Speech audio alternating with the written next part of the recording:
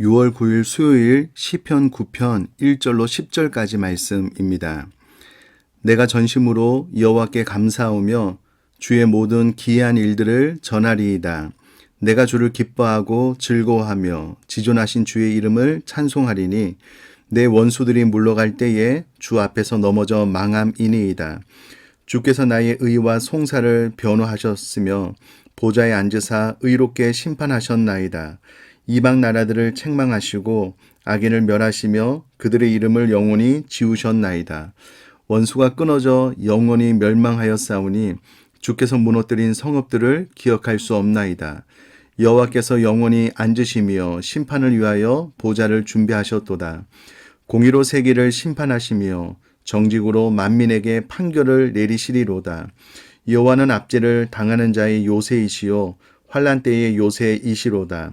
여호와여 주의 이름을 아는 자는 주를 의지하오리니 이는 주를 찾는 자들을 버리지 아니하심이니이다. 아멘.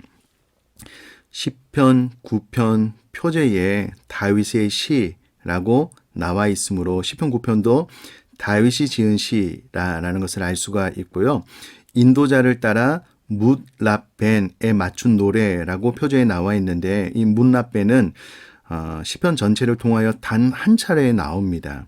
그래서 이것이 정확하게 어떤 것인지는 알 수는 없지만 아마도 악기 종류 가운데 하나가 아닐까라고 추정을 하고 있습니다. 그리고 시편 9편은 감사 예배시, 감사 찬양시로 분류되는 시입니다. 표제를 통해서는 본시의 저술 배경과 관계된 언급이 없고 또 본시의 내용 가운데서도 특별히 저술 배경과 관계된 표현이 없습니다. 이로 볼 때 시편 9편은 어떤 특별한 사건을 염두에 두고 지은 시가 아니라 지나간 날에 하나님께서 베푸신 구원의 은혜를 회상하고 감사하며 새로운 구원과 원수에 대한 심판을 강구하면서 지은 시다라고 할 수가 있겠습니다. 오늘 시편 9편 1절에서 10절 가운데 전체를 다 살펴볼 수는 없을 것 같고요. 특별히 제 마음속에 은혜 주신 것들을 몇 구절을 뽑아서 좀 같이 나누도록 하겠습니다. 우선에 저는 이 말씀을 준비하면서 가장 마음에 들어왔던 표현이 이제 2절 말씀인데요. 제가 한번 읽어보겠습니다. 내가 주를 기뻐하고 즐거워하며 지존하신 주의 이름을 찬송하리니 라고 기록이 되어져 있습니다. 내가 주를 기뻐하고 즐거워한다 라는 표현을 통해서 저는 사람의 제일 되는 목적이 바로 생각이 나더라고요. 사람의 제일 되는 목적은 하나님을 영화롭게 하며 영원토록 그분을 즐거워하는 것이잖아요. 그런데 2절에 다윗이 하나님을 기뻐할 뿐만 아니라 즐거워했다라고 표현을 하고 있습니다. 저는 이 2절이 마음속에 가장 깊이 들어왔다라고 말씀을 드린 이유는 제가 한번 생각을 해봤거든요. 우리가 누구와 가장 친하다라고 했을 때에 왜 그와 친한가라고 생각을 해보면 마음이 맞기 때문에 특별히 그와 친하게 지내잖아요. 그러면서 친밀해지고 또 그를 만나기를 즐거워할 뿐만 아니라 그 친구를 즐기는 것 아니겠습니까? 마찬가지로 다윗이 주를 기뻐하고 즐거워한다 라고 표현을 할 때는 하나님과 마음이 잘 맞는 거지요. 그러면 다윗은 하나님의 뜻과 성품을 따라서 거룩하고 의로운 삶을 추구하는 것을 좋아한 거예요. 그러니까 하나님의 뜻과 하나님의 성품 자체를 좋아할 뿐만 아니라 하나님께서 그 성품을 따라 우리에게 거룩하고 의로운 삶을 살라라고 말씀을 하셨는데 그와 같은 삶을 좋아하는 거예요. 그래서 그와 같은 명령을 주신 하나님을 기뻐하고 즐거워하게 되었다라고 고백을 하게 된 것이죠. 저는 이 말씀을 통해서 다윗은 사람의 제일 되는 목적을 정확하게 이해하고 그 목적대로 삶을 살았던 자임을 깨닫게 되었고요.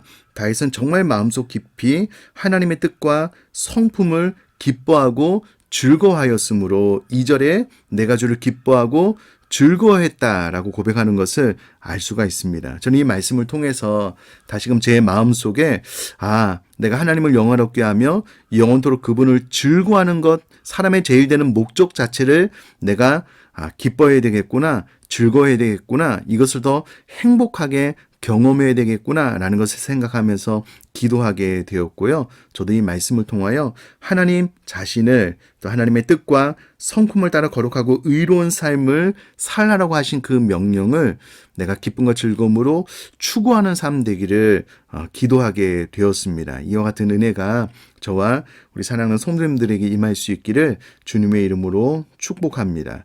더하여서 8절 말씀 보니까는요.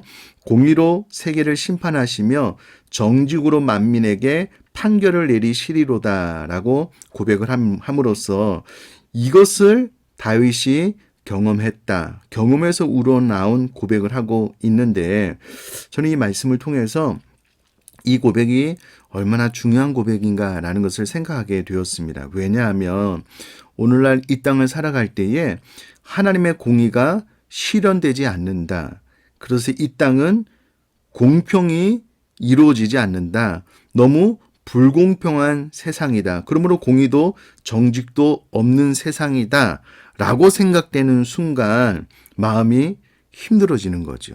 그 불공정에 대한 생각이, 불공평에 대한 생각이 더 깊어지면서 마음은 고통스러운 나락으로 떨어지게 되는 것 아니겠습니까? 그러나 다윗은 그의 인생을 통해서 하나님께서 공의로 세계를 심판하시고 정직으로 만민에게 판결을 내리신다는 것을 경험했고 그 경험에 의하여 8절을 고백하고 있다면 저 우리 사랑하는 성도님들도 때가 되면 하나님의 공의는 반드시 이루어지고 하나님은 정직으로 만민에게 판결을 내리시는 분이시다라고 고백할 수 있게 되므로 그 마음의 안정과 또 평안을 누릴 수 있는 신앙생활을 할 수 있기를 주님의 이름으로 축복합니다. 나가서 9절 말씀 보면 여호와는 압제를 당하는 자의 요새이시요 환난 때의 요새다라고 다윗이 고백을 하고 있는데 저는 뜻밖의 이 9절 말씀을 묵상하면서 옛날에 보아서 마음속에 새겼던 참새의 생존 방식에 대한 것이 생각이 났는데요. 참새가 사람 곁에서 도시 안에서 살아가는 것을 우리가 볼 수 있잖아요. 근데 이것이 놀라운 참새의 지혜라는 거예요. 왜냐하면 참새에 있어서 사람은 무서운 존재임이 분명합니다. 그런데 이 참새에게는 독수리, 매와 같은 위험 요소가 있는데 독수리, 매와 같은 위험 요소로부터 사람이 안전하게 지켜줄 수 있기 때문에 오히려 독수리, 매라는 위험 요소보다는 사람 곁에 공존하면서 사람이 비록 무섭기는 하지만 사람 곁에 살면서 공존하는 참새의 지혜에 대한 영상과 글을 제가 본 적이 있거든요. 저는 9절 말씀을 통해서 여호와가 압제를 당하는 자의 요새, 환난 때의 요새라는 말을 통해서 참새의 지혜가 떠올랐습니다. 이 세상이 우리 사람들에게 위험 요소가 있잖아요. 그렇다면 우리는 요새 되시는 하나님께 피함으로 말미암아 참새의 지혜처럼 우리 믿는 자의 지혜를 발휘하는 삶을 살았으면 좋겠다라고 생각하게 되었거든요. 그러므로 압제를 당하는 자의 요새 되시는 하나님, 이 세상의 모든 환난과 어려움으로부터 요새로서 지키시는 여호와 하나님께 피하는 저 여러분들의 삶 되기를 간절히 바라고요. 그로 말미암아 1절에 내가 전심으로 여호와께 감사하고 주의 모든 귀한 일들을 전하며 또 찬송하는 이와 같은 삶을 살아나갈 수 있게 되기를 주님의 이름으로 축복합니다. 제가 한번 기도하겠습니다. 살아계신 하나님 아버지, 다윗이 주를 기뻐하고 하나님을 즐거워했던 것처럼 저 우리 사랑하는 성도님들 하나님을 기뻐하고 하나님을 즐거워하고 하나님의 뜻을 또 하나님의 거룩한 성품을 행복해 함으로 하나님과 친밀한 삶에 살아나갈 수 있는 저와 우리 사랑하는 성도님 될 수 있도록 은혜를 베풀어 주시기를 원합니다. 더해서 하나님께서는 공의로 심판하시고 정직으로 만민에게 판결을 내리시는 분이심을 우리 또한 다윗처럼 경험하여 확실한 신앙 고백을 드릴 수 있도록 은혜를 허락하여 주옵소서. 더하여서 하나님께서 우리의 요새이고 환난 때에 피할 반석이시기 때문에 참새의 지혜처럼 우리 또한 하나님께 피하는 지혜로 삶을 살아나갈 수 있도록 은혜를 허락하여 주옵소서. 이로 말미암아 우리 또한 다윗처럼 전심으로 여호와께 감사하고 늘 하나님을 찬송하는 삶 되어질 수 있도록 은혜를 더하여 주옵소서. 감사드리며 예수님의 이름으로 기도드립니다. 아멘.